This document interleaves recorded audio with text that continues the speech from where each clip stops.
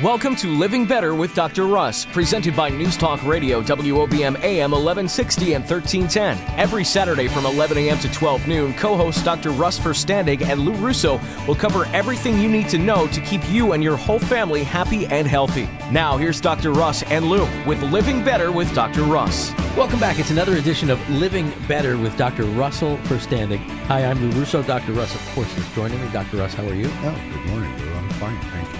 Well, we welcome everybody to the show. If you are a listener to the show frequently, we certainly appreciate that, and we hope that you've been learning to live better from some of the pointers and tips that we've been giving. If you're new to the show, Dr. Russ, give a quick overview of what the show is, how we do the show, and what we're trying to accomplish. Sure. First of all, on the WOBM AM.com website, each of the previous shows is listed, and I say that because they kind of have an order so that if you've been following them, it may make more sense.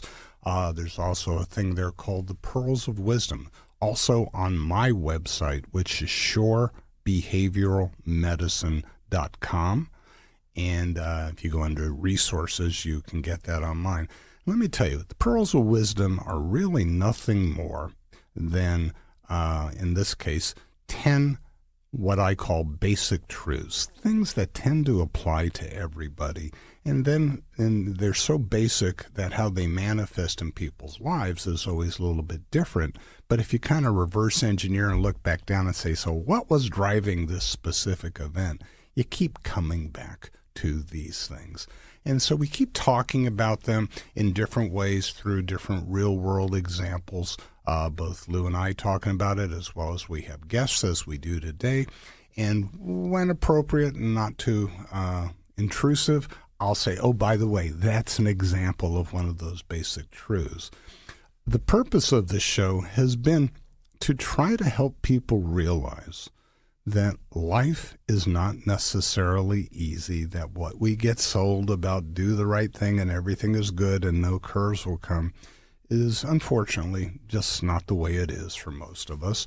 And since we get thrown curves, it's really important to be able to decode sometimes while the curves are coming, so maybe you can prevent their reoccurrence. But even more importantly, it's important to understand how to rebound and get beyond the curves. Otherwise, you're going to slowly drift into depression, being overwhelmed. And our guest today, the reason I asked him to come, is an individual whose story of problems that hit him almost reads like a soap opera in the sense of, that much negative stuff doesn't happen to anybody, one right after the other. And yet, unfortunately for Ronnie, it did. But yet, Ronnie has demonstrated one of the more remarkable steps of accepting what was going on, realizing that right or wrong, he couldn't change it, and then his story of what he did to improve his life going forward. So once again today, as we're listening to Ronnie tell his story, really, really important. Don't just listen to the specifics of Ronnie. As he's talking about the specifics, think about something in your life that might be similar. On the surface may look very different. And listen, especially on the solution side, to what he did to try to get it better, where he struggled, where he succeeded, and how it's impacting him today. And then, of course, as we always do, we're going to then finish with what he thinks about this going forward. And we've spent a lot of time over the course of the series of shows we've done talking about things that are connected that a lot of people don't realize are connected. We sort of look at things independently and in a vacuum, but I've learned a great deal while doing this show about so many things in our lives that seemingly are not connected at all, that are very intimately connected. Can we talk about those connections? Lou, I'm so glad you brought that up because, while of course what you just said is true, I think Ronnie's story And most importantly, the successful side of Ronnie's story is very much based upon his coming to realize that all of these, unfortunately, string of very negative things that happened seemed completely unrelated. And in some ways they were, but they certainly had one huge common element, and that is they were all bringing him down, to the point that when I first met Ronnie, who you will hear is a very upbeat guy, when I first met him, he was really dragging the bottom of the barrel, incredibly depressed. And of course, as we've talked about, when you're depressed, your perspective on just about everything is more negative. I'm not sure if this is where you were going, Lou, but I'm going to assume it was because it's an important point. Another thing that is connected. Any of you who have listened to the show know we talk a lot about substance abuse, whether it's alcohol, drugs, and in particular, because we're plagued with opiates around here, we talked about that a lot. And a lot of people tend to think that substance abuse is a separate thing that really doesn't have a lot to do with daily life. And in fact, couldn't be further from the truth. It is intimately involved with daily life. Of course, there are some people who, for whatever reason, foolish or otherwise, try something and get addicted on the first try. And unfortunately, I'm one of those many years ago. It took me 5 seconds to get addicted to smoking cocaine. And unfortunately, I hear all the time about somebody who tries some of this very powerful heroin that's around here, just because my friends were doing it and it was a Saturday night and mostly it was there, not realizing they were about to do something that was going to change the balance of their life and in some cases terminate their life. So it's interesting because while in Ronnie's case there is some substance abuse which came out, which was triggered once again by medical treatment for some injuries, there was a point where it also was sort of softening the wounds of this onslaught of terrible life events. And his story is an example of what I believe is almost universal, that if you want to turn your life around, you got to come back to reality, which means you can't live in the world of mind-altering substances. And so that's really a lot of what happened with Ronnie. So short answer to your question, I apologize for the long answer, is that life is a spectrum. Anything can happen on that spectrum. Almost anything that does happen influences almost everything else on that spectrum. And unfortunately, the way medicine in this country has evolved, it's become very segmented. And so it's very easy to think that one thing doesn't have something to do with another. But when it comes down to living better, how much happiness do I feel today? If you think about how you conclude, how happy am I? How depressed am I? If you think of that as a funnel of all of the life's events going in, what comes out that spout is the summary of all of that stuff. And so if we want to be happy, and my theory once again is the more happy days you have, the better your life is. If you want to be happy, you got to be aware of all of the things that are going on in your life. And wherever you can, do what you can to make those things better. And then, of course, there's that old thing, the serenity prayer, which teaches you some things you can't influence, and you just got to accept it. And a good dose of knowing how to do that also makes it bearable.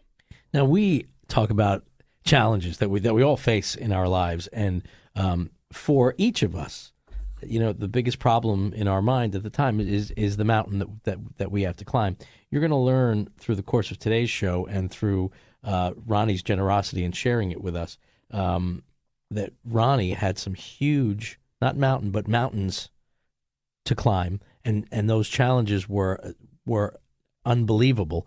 But for each of us, those challenges seem like mountains at times, and we're going to, I believe, be inspired by what Ronnie has been able to accomplish. Oh, if we're not inspired, then we need to take our pulse and see if our heart is beating. But you're right, Lou, and I want to clarify something, and maybe that's a way for me to get into one of the pearls of wisdom. In fact, the first one. life is a mountain range. If we use your model, we all have things that we have to do. Some of them we realize, some of them just kind of happen. But the mountains are there. But how hard it is to address the mountains is very heavily influenced by our perception of that. And there are some people who just have I have no choice, I'm going to go ahead and I'm going to address it attitude. And I think it would be no surprise that those people in general tend to do better. And then there's those who can look at anything and go, oh my God, I got to do the wash today. And that's overwhelming. So that's why I'm going to slip into that first pearl of wisdom. It's so obvious that most people forget it, and that is perception is reality. So central to any of the work I do, and I believe central to the success that any of my patients experience, is getting their perceptions about what's in front of them as realistic as possible, because only then can you really start to formulate a reasonable action plan. We talk frequently about perception is reality. And I'm wondering if some people, when they hear that phrase, there's a question mark in their minds. Just because we perceive it doesn't make it real. And of course that makes sense. But as we're perceiving it, it is our reality. So there is a slight distinction. Well, and the key here is what happens with your perceptions, and so because, all right, perception is reality, duh, we've all heard that. You can, see it inside a fortune cookie probably or whatever. But the key is that the way the brain works, there's a very intimate connection between what we perceive, whether we're getting it right or not. We take it. When it comes in, we take it as real unless something tells us otherwise. And then that perception then goes to a part of our brain that says, how is this familiar to previous experiences I've had? What does this remind me of? What happened when a similar situation? And then that starts to trigger a thought process. And the more we think about that thought process, and of course, our thought processes are not always equally clear, but the more we think about it, we start to formulate a response, a behavior. And while the behavior is kind of like launching a cannonball, and once you launch it, there's not much you can do, our perceptions then come back into play with what's the consequence of that behavior? Was it effective? Should I do more of it? Was that a mistake? And I'd like to throw in one thing here. And once again, I apologize, listeners, if what I'm saying is so obvious. But remember, sometimes the most obvious stuff is the most invisible. If perception is reality, and one is taking a mind-altering drug, and certainly we know opiates do that. We know cocaine does that. By the way, maybe a little unpopular, marijuana does that too. And in some ways, in a more dangerous way, because its alterations are small enough that you can say to yourself, I'm fine. Most people under the influence of opiates or cocaine know they're not fine. To some extent, they're a little bit on guard. So if you have a lot of little alterations over time, they add up and they become big alterations. But the key here is if you react as if your perceptions are reality, and that influences your thinking, which influences your behavior, which influences your assessment, as I've just said, if you're taking a mind-altering substance, you're sunk, because now what you're calling reality, because the drug is altering your perceptions, couldn't be further from reality. And this is part of what happens when people finally realize they've got to do something. They don't understand, because it all made sense to them as it was unfolding, and then yet it blew up, and it's like, how did I get from there to here? Where did the 5 years go, or whatever? And it really is very much tied up in that altered perception stage. Now, we just have about a minute before our first break. I want people to sort of get mentally prepared to hear Ronnie's story and to meet Ronnie. It's an amazing story, a great opportunity for all of us to learn and be inspired. What should we be preparing our mind for the next segment? So first of all, like I said, Ronnie, who, by the way, thank you, Ronnie, for coming. Ronnie has come for two reasons. One, he's just a good man and wants to share what he's learned. He also wants to come because he believes this is going to be a positive experience for him, because as well as he's doing, it never hurts to sort of go back and reevaluate how did we get from a problem place to a good place. But the key here is he's going to tell you some things that fortunately most of us have never had to deal with. But we've had scenarios that maybe were equally overwhelming, felt equally helpless to us. So when he's talking, put yourself into what would I have done? What did I do? By the way, if at some point, if you really get into some of this, you can always go back to the websites and re-listen and stop the show so you can think about things. But Ronnie is going to give us how he navigated this, and I will try my best to point out the basic truths of that.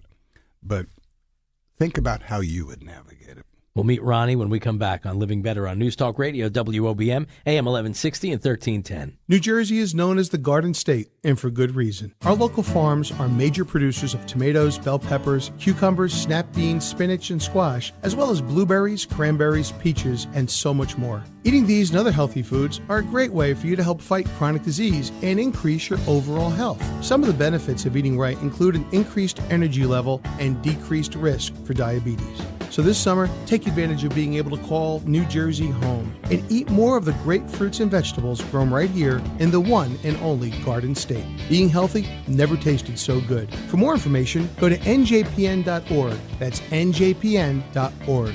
This message sponsored by the Coalition for a Healthy New Jersey, with funding provided by the Centers for Disease Control and Prevention, the New Jersey Broadcasters Association, and this station. Distracted driving is a dangerous epidemic on New Jersey's roadways. Driver inattention has been a major contributing factor in more than 1.4 million motor vehicle crashes in the state during the last decade. And every year in New Jersey, more than 150 lives are lost because motorists did not pay attention to their primary task, driving. Hello, this is New Jersey Acting Attorney General John Hoffman with an important reminder about driving safety. This month, law enforcement agencies throughout the state will be targeting distracted drivers and issuing tickets to drivers using a handheld device like a cell phone. First-time violators of this law face a fine of $200 plus court costs. Subsequent violations can cost you between $400 and $800 and result in a 90-day license suspension and 3 insurance points. I'm urging everyone listening now to put down the phone and just drive, because, simply put, there is no phone conversation that is worth your life. This message sponsored by the New Jersey Division of Highway Traffic Safety, the New Jersey Broadcasters Association, and this station. You're listening to Living Better with Dr. Russ. Hear everything you'll need to know about handling the health of mind and body for yourself and your family. Now, back to Dr. Russ and Lou Russo. We are back with the second segment of Living Better on NewsTalk Radio, WOBM AM 1160 and 1310. Along with Dr. Russ Ferstandig, I'm Lou Russo, and we have a very special guest, Ronnie, with an unbelievable story that we're so happy that he is willing to share with us, because I think a lot of people can learn from it. So, Dr. Russ. Yeah, and once again, in the first segment, if you heard it, I was talking about perception as reality. Ronnie's story is remarkable in the number of really troublesome things that happened in rapid succession. That doesn't mean, though, that if relative to the problems he had to face, if yours were less significant, that doesn't mean that if you were overwhelmed, that you're overwhelmed is any less real, because it's, once again, it's that perception as reality. So, Ronnie, a lot of people have discomfort, set beliefs about what it means to go see a psychiatrist. What made you conclude that you needed to reach out and see somebody? Well, first of all, welcome, Ronnie. I apologize. Thank you, Lou. Dr. Russ, thanks for having me. It just came to a point in my life where I was down for so long, and I knew I needed to do something about it. So I I actually reached out to a couple doctors and just didn't feel like I was getting the right treatment from them, and found Dr. Russ. And I went into his office, and it's just the other doctors that I went to, I was there for 5 or 10 minutes. They didn't really talk to me much. And so I found Dr. Russ, and when I go into his office, he asked me a bunch of questions, and he sat down with me for a long time, and I just felt like he was doing something for me, and it's something that I needed and hadn't had. And can you put into words what that?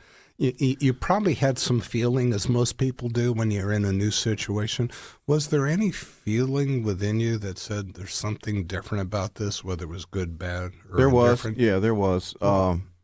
It's just the things that we talked about in general, about my life and what I'd been through and stuff like that made me want to keep coming back to you, and I felt like I was getting something out of it. Mm-hmm. And you had said I was in other doctors' offices and it was 5-10 minutes. How important was the amount of time we spent? If I recall, your first visit was an hour and a half. Yes, yeah. Did that play a role? Did that tell you anything Sure. about what might be the outcome here? Sure, it did. Yeah, it really did. I mean, that's what meant everything to me. You took time to ask me questions and talk about my problems and everything that has happened to me and what I'm going to look forward to in the future eventually at that time on September 29th, So September 29th was when you first came. That's right. Yeah. So keep that in mind, folks, because when you hear how Ronnie has turned his life around after what he went through, and bear in mind what relatively short period of time is. And oh, by the way, if on September 29th, I said, Ronnie, I've got a crystal ball, and it says April 8th, we happen to be recording this on the 8th, April 8th, 2015. What do I see in Ronnie's life on that day? Would you have believed what you know to be the reality of your life today would have been what we saw? No, not at all.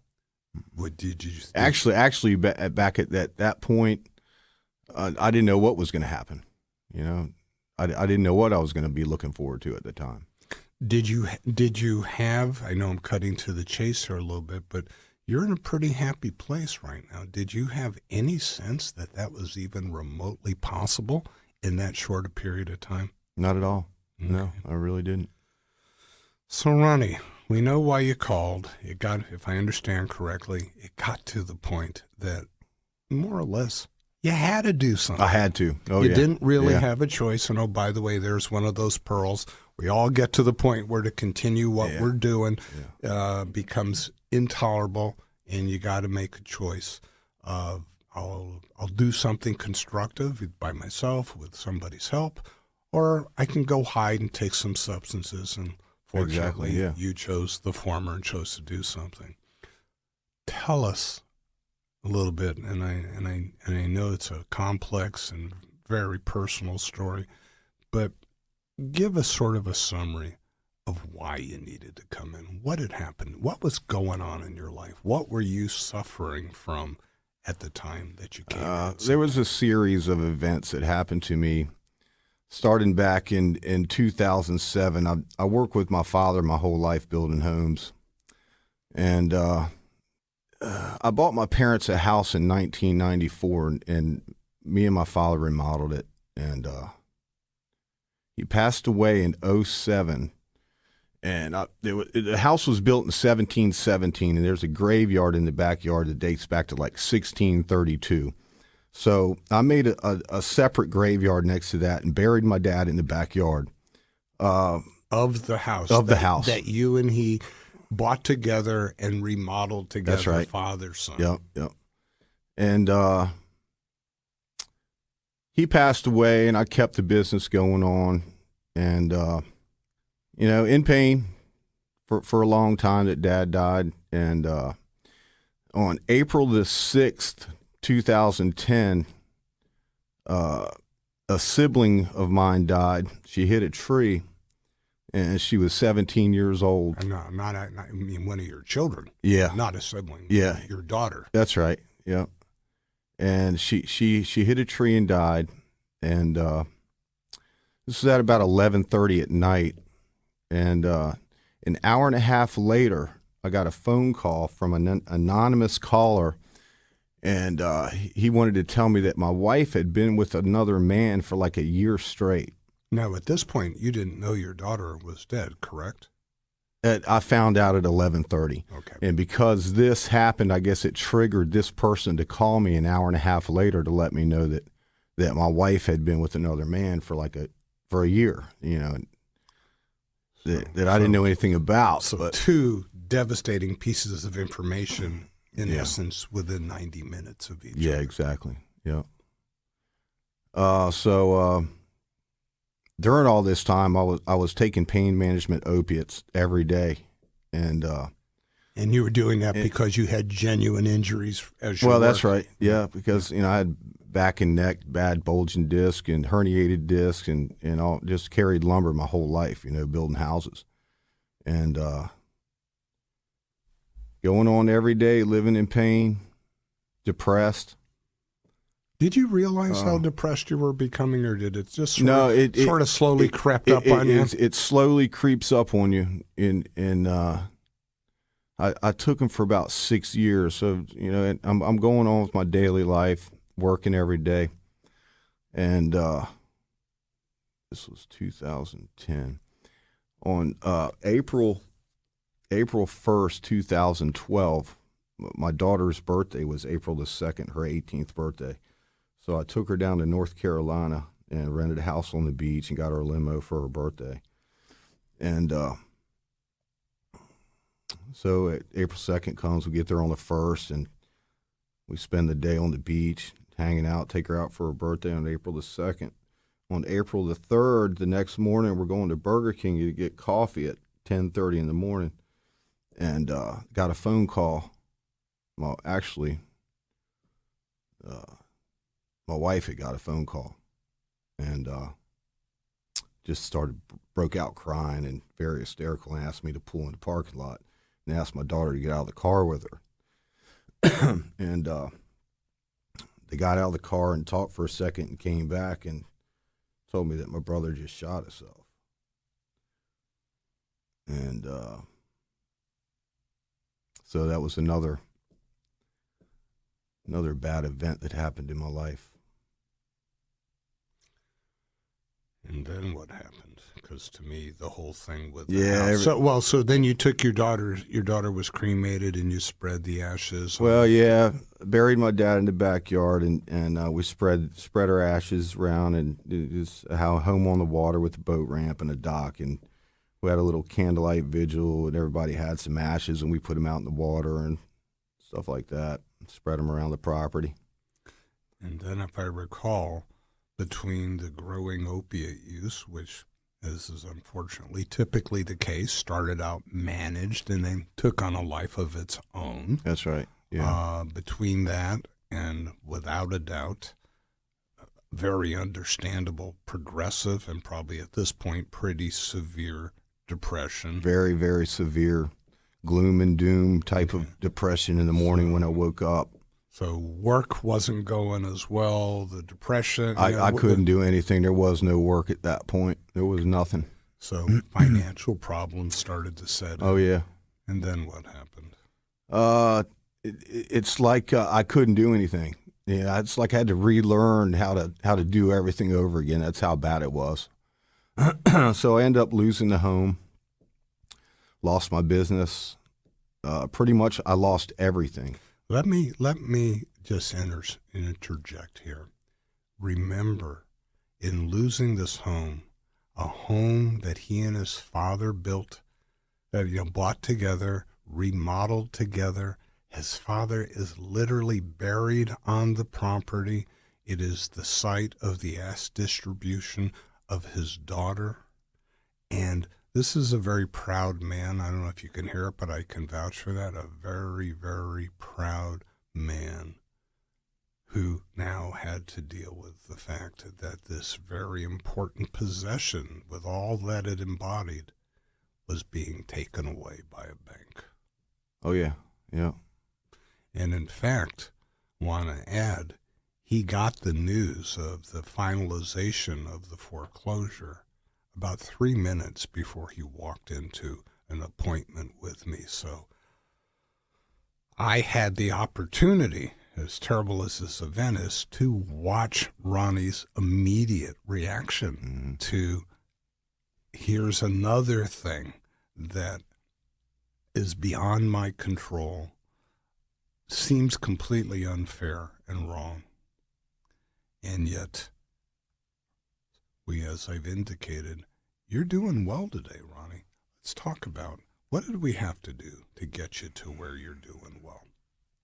I just had to keep fighting every day. I mean, the pain and the feelings weren't going away, and you know, they're still there, but I'm doing very good. Okay, so when you're saying pain, since we talk about pain, the pain from the opiates and from everything that happened, from depression, there's massive depression. I never thought that depression. I never ever thought I'd be depressed, but depression hurts terribly. And then plus you had the bodily pains. I had the bodily that got pains. you into the opiate use in the first place. Yeah, that's. I mean, I couldn't live anymore. I had to do something. Did you ever think about that alternative of terminating your life? I never really thought about killing myself. You know, I'd stay in the house for days straight, days and days. When this was at the worst part of it, I'd just stay in the house for days. Take my medicine and just, you know, I was just so depressed. And in this case, your medicine meaning the opiates? Yeah. Okay, so at that point, there were no psychiatric medicines, no antidepressants. No, just the pain medication and just, you know, all these things had happened to me, and pretty much my family left me. My other children were right there next to me, but the other cousins, you know, sisters, mothers, everybody left. Even though they were next to you, and even though there's no question you're a very good man, would it be kind of fair to say that at that point you were kind of hollow? You were there as a body. That's exactly right. But the person they knew, the person that was Dad or whomever, we're not sure where he was. That's exactly right. Yeah, that's how it was. Yeah. We're going to learn in the next segment the amazing turnaround, the amazing strength you had to be part of a turnaround. But at this point, Ronnie, when you were there, was there something that you could focus on where you said to yourself, I have to do this, I have to get through this for... Yeah, it was for my children. Yeah, I knew I had to pull through it, you know. And when you reached out, you said you originally reached out to some other people. You didn't get the feeling that I'd sit in the office, and you know, they didn't ask me any questions about what happened to me, or they didn't know anything about me. The first time I sat down with Dr. Russ, he got it all out of me, you know. Well, Dr. Russ and Ronnie get together and they begin to rebuild Ronnie's life after these series of tragic and horrendous events, any one of which could put any one of us in a depression, and they happened in a relatively short series of events. And I know that everybody wants to hear the positive side of this, and the great news is you do find yourself in such a better place now. What we're going to do in the next segment is we're going to find out how, because no matter what challenges any of our listeners are going through, we want them to understand that there is a way to turn things around when it looks like there's nowhere to go. So we're going to focus on that when we come back in our next segment. It's Living Better with Dr. Russ Ferstandig on NewsTalk Radio, WOBM AM 1160 and 1310. Hey, you almost ran me off the road with your truck. Well, if you weren't in my no zone... What's a no zone? Listen, if you're directly behind me, right in front of me, or passing me on the sides, there are points where I can't see you at all. Those are my no zones. Also, if you cut in front of me, I can't stop my 40-ton truck nearly as fast as you can stop your car. I didn't realize that, but you were driving in the left lane for a pretty long time. You should only be there to pass, so I had to pass you on the right. I'm sorry about that. I'll try to be more aware to keep right. I know in New Jersey it's illegal to linger in the left lane. Thanks. I'll be more careful about driving in truck's no zones and make sure I'm visible when passing. In 2013 alone, there were almost 5,000 accidents in New Jersey involving large trucks. 61 of those ended in fatalities. Trucks and cars have to share our roads, so let's work together to stop unnecessary accidents and avoid dangerous situations. It's on all of us to reach our destinations safely. This message sponsored by the New Jersey Department of Transportation, the New Jersey Broadcasters Association, and this station. You know how to take care of your stuff. You take your car in for an oil change before the engine seizes up. You put the milk away before it goes bad. You take the trash out before it smells up the house. You know that the best way to take care of a problem is to prevent it from happening in the first place. So what about your health? Did you know that heart disease, diabetes, and stroke are all preventable diseases? Every year, millions of Americans suffer from preventable chronic disease. But it doesn't have to be that way. Getting screened for risk factors helps make sure that you can take steps to prevent these diseases before they become a problem. It's as easy as scheduling a checkup with your doctor or stopping by one of the many local sites that offer free screenings. So take a few minutes and go get checked out. Because while you can fix a car, throw out bad milk, and clean your house, it's a lot harder to come back from chronic disease once you have it. So call your doctor today. For more information on chronic disease, please visit njpn.org. That's njpn.org. This message sponsored by the Coalition for a Healthy New Jersey with funding provided by the Centers for Disease Control and Prevention, the New Jersey Broadcasters Association, and this station. Now, back to Living Better with Dr. Russ, with everything you need to know about keeping you and your family healthy and happy. Here's more with Dr. Russ and Lou Russo. We are back with Living Better with Dr. Russell Ferstandig. I'm Lou Russo on NewsTalk Radio, WOBM AM 1160 and 1310, and our very special guest, Ronnie, whose unbelievable, incredible story we've been sharing with you.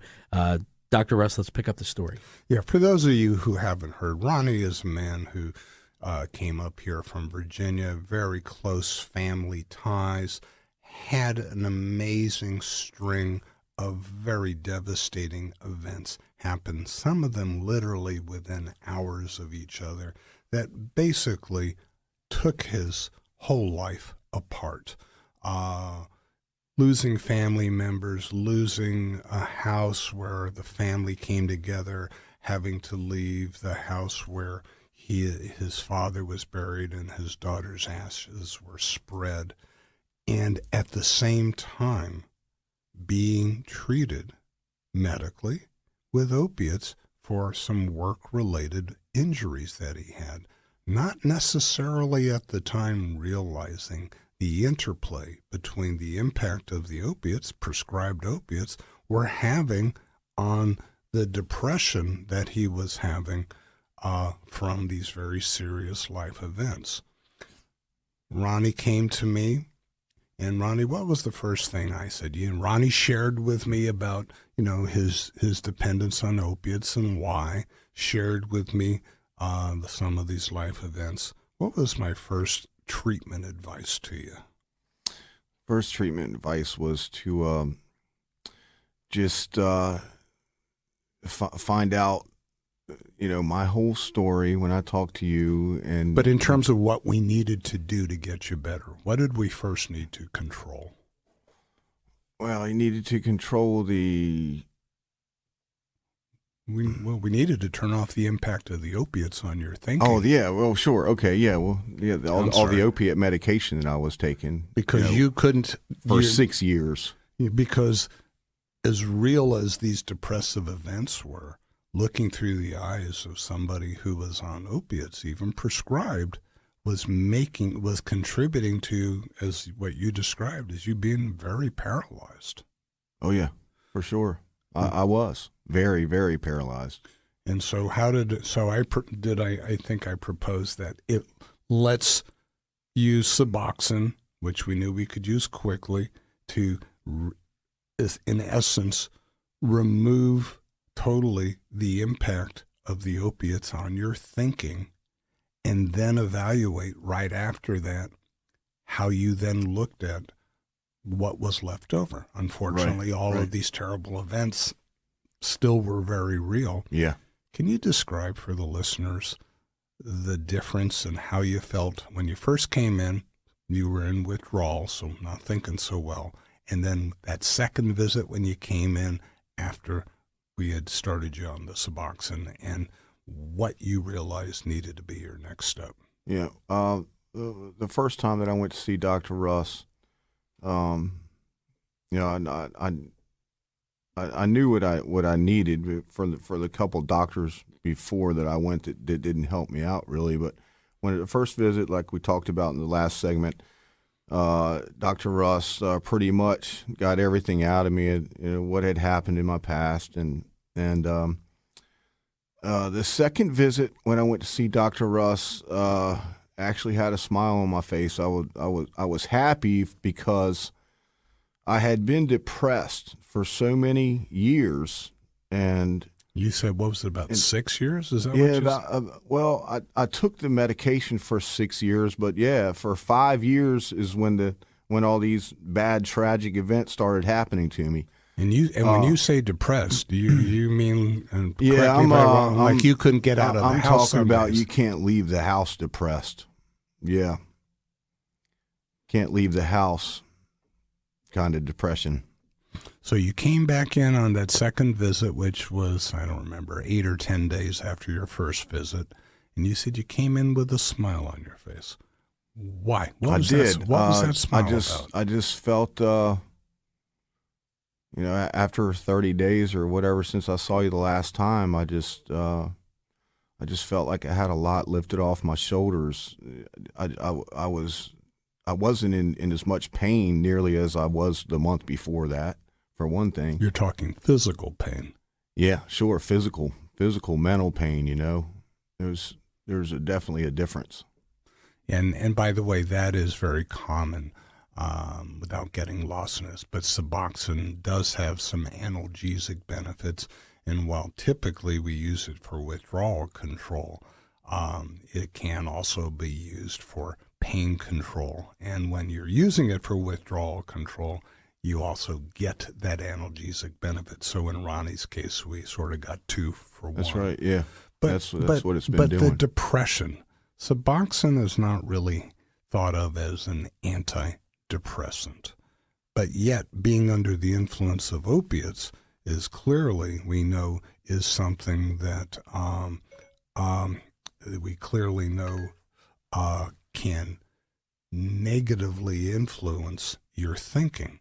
So when we got you the withdrawal under control, your thinking came back to Ronnie's thinking. That's right, yeah. How did that impact your resolve that you needed to do something? Or did it impact your resolve at all, that you needed? Well, when I could start thinking, actually when I started to get my life back again, I could start thinking clearly, and I knew. When you say get your life back, you mean when you came back to being you instead of opiated you? When I came back to being me, yeah, and I could just deal with the problems better, and I knew what I had to do every day, and I had to do it quick because I've been very successful in my life, and for all this to happen and lose everything, I knew what I had to do in a short period of time for myself. So you knew what you had to do. And would it be fair to say that if we were to try to make it really simple, like I said, you couldn't undo all these terrible events, and you'd been sort of laying in your house doing nothing, is it fair to say that what you had to do was you had to survive and get back up on your feet? That's exactly right. Move forward. That's exactly right. That's exactly what I had to do. Yeah. What helped you come to that conclusion? The only way, getting help. I mean, if I couldn't do anything before without it, and I was just laying there and depressed, and until I could start thinking clearly again, and that's when I could move on with my life. So when you say getting help, that means a lot of different things to different people. For you, of the various things we talked about, the various things that happened in your life while we were doing it, does anything stand out as something that really said, I got my determination. This is, I'm going to put one foot in front of the other? Well, it's just, it's all I had to do. I didn't have anything else. I had to move, So then would it be fair to say, instead of just being overwhelmed and lying in the house, you came to realize there is only one choice, And whether I want to do it or not, or whether it's comfortable or not, I must move forward. Is that a fair statement? That's exactly right. Yeah. So what happened as you started doing that? I just started progressing a little at a time, and I could see it happening. You know, I was starting to feel myself again, and I mean, I couldn't work. I couldn't do anything. So I start working again a little bit and start moving on with my life, and you know, and even some of those early jobs didn't turn out quite as ideally as they should. Exactly, but yet, if I recall, it's like you had to relearn it all over again. But yet, if I recall, what you were able to do, and this is another one of those pearls, is you were able to say, "Okay, I'm not where I want to be, but I'm better off than I was yesterday." That's right. Therefore, this is good. Yeah. And is that not true in so many aspects of life? Oh, it is very true. Yeah. So that's what I did. I was just working every day and getting back to myself, and I started seeing it was positive things were happening, and you know, I'm back. I feel like I'm the way I was 10 years ago, you know. And what does that mean? Well, just clearer thinking. Got all my energy, working every day. Yeah, and tell us. There's one real special part about your work scenario, isn't there? Oh yeah. My boy's working with me. I work with my father my whole life, and my son's working right beside me every day. So, and that wasn't necessarily so true a number of years back. No. So all of a sudden he wants to be with Dad. Yeah. Now he wants learn. to do it. Yeah, he wants to learn and do it. Yeah. By the way, if this was a TV show instead of a radio show, you'd see a big grin on Ronnie's face. Yeah. I'm feeling good these days. That's for sure. When you were laying in the house, you didn't want to be with anybody. You had no aspirations. You were kind of hollow. No, it was Is terrible. there any significant other in your life, obviously besides your son and your family? There is now. Yeah, yeah. I met a good person. It'll be a year next month, I believe. So yeah, we're doing pretty good together now. We're having some fun. Let me ask you a question. This is a tough one. You met her in the beginning, and obviously as time went on, you got healthier. As you got healthier, did your perceptions and the realities of your relationship with this woman, did they change? Did you start to see her differently as you got healthier? Yeah, in a sense, I guess you could say that, you know. Seemed to me, because when I asked you about her, they got more with each visit. Yeah. The comments got more positive, and right. You would say, "Yeah, no, I'm really realizing these things." Yeah, well, about I was learning more about her because you know when you first meet somebody, it takes a while. But you were also like a lot of us coming out of a protected shell. You were a little quick to pass judgment in the beginning, and then as time went on, you became a little bit more generous in terms of the realities and limitations of humans. Right. Yeah. Yeah. Ronnie, is there any resemblance to you today as compared to the you that was in the house for days on end, could barely get off the couch? Not at all. There's no part of you.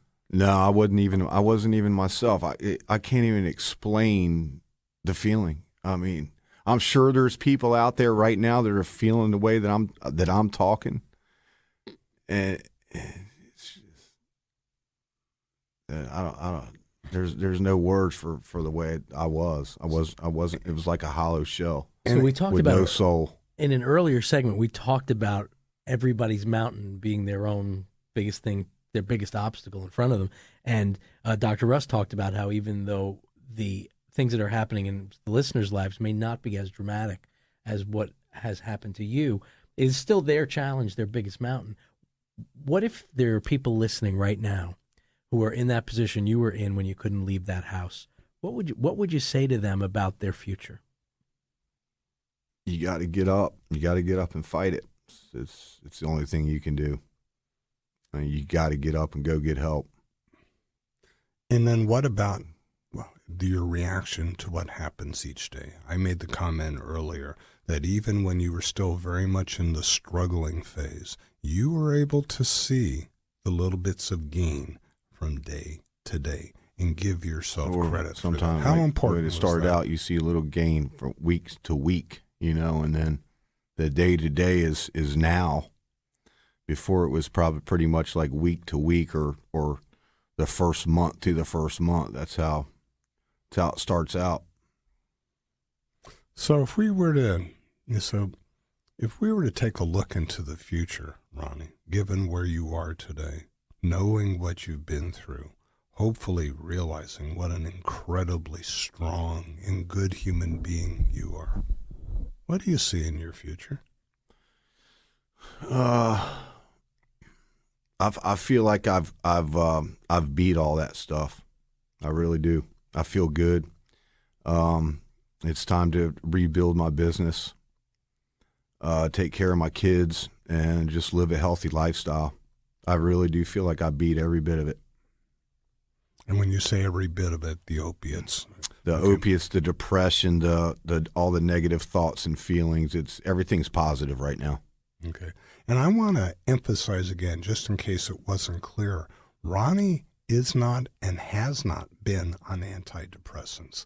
It was getting the clouding from the opiates out of his system so he could get back in touch with the qualities that are part of what makes Ronnie, that enabled him to find the strength to put his life together brick by brick to get to where you are now. That's right. Yeah. What would you do if for some terrible reason, some tragedy falls into your life unexpectedly in the future? Yeah, I've been thinking about that lately. And that's a hard one. I just have to do what I did before. I don't like to think about that part. Well, hey, it worked out. Where you never know. But it was a terrible situation. They all happened at once, so hopefully God will give me a little while. Yeah, I hope that too. But what you did work out pretty well. Oh, yeah. Yeah. Well, Ronnie, we can't thank you enough for sharing a very difficult story to tell, but a story with such a happy ending. I know you for an hour, and I can't tell you how glad I am for you that you've found happiness. Thank you. And you've shown the inspiration to so many people today. It's Living Better with Dr. Russ Ferstandig. We'll see you next week on NewsTalk Radio, WOBM AM 1160 and 1310. This has been Living Better with Dr. Russ Ferstandig and Lou Russo. Join them again next Saturday from 11 a.m. to 12 noon to find out more about keeping mind and body healthy. Only on NewsTalk Radio, WOBM AM 1160 and 1310. The proceeding was a paid program. The opinions contained within do not necessarily reflect those of the staff, management, or sponsors of NewsTalk Radio, WOBM AM 1160 and 1310. NewsTalk Radio, WOBM AM 1160 and 1310 is proud to present another great informational show this Saturday called Living Better with Dr. Russ. Dr. Russ Ferstandig is an expert in addiction medicine and psychiatry. Each week, co-host Dr. Russ and Lou Russo will take on some compelling topics in those fields. Tune in this Saturday from 11 a.m. to 12 noon to listen to Living Better with Dr. Russ, only on NewsTalk Radio, WOBM AM 1160 and 1310.